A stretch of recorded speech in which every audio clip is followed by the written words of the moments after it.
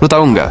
Ada satu penguasa dari tanah Jawa yang saking ditakutinya, Gubernur Jenderal VOC sampai menyebutnya sebagai raja yang paling berbahaya. Namanya Sultan Agung. Dia bukan cuma raja yang duduk manis di singgasana. Dia adalah orang yang berani mengirim ribuan pasukannya jalan kaki menembus hutan. Ratusan kilometer cuma buat satu tujuan, mengusir penjajah dari bumi Nusantara. Sultan Agung lahir sekitar 1593.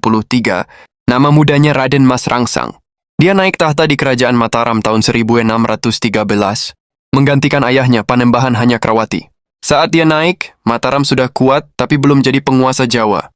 Masih banyak wilayah yang gak mau tunduk dan banyak pelabuhan pesisir yang lebih dekat ke perdagangan daripada tunduk ke kerajaan pedalaman.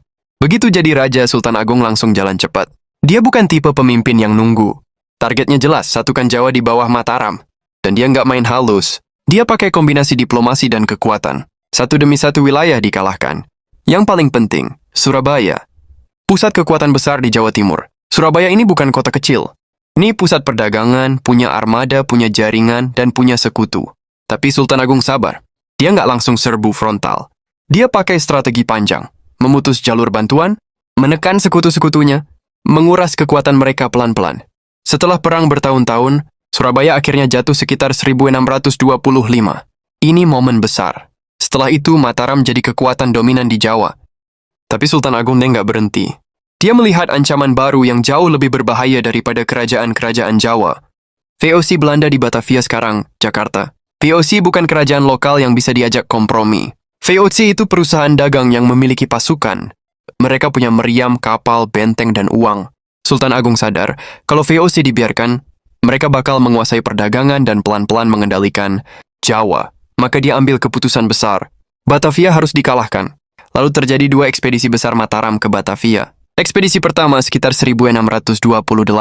Sultan Agung mengirim pasukan besar dari Jawa Tengah menuju Batavia.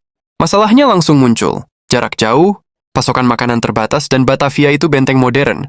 VOC bisa bertahan karena punya gudang, meriam, dan kapal yang bisa mendatangkan bantuan lewat laut. Pasukan Mataram sempat menekan tapi gagal menembus pertahanan.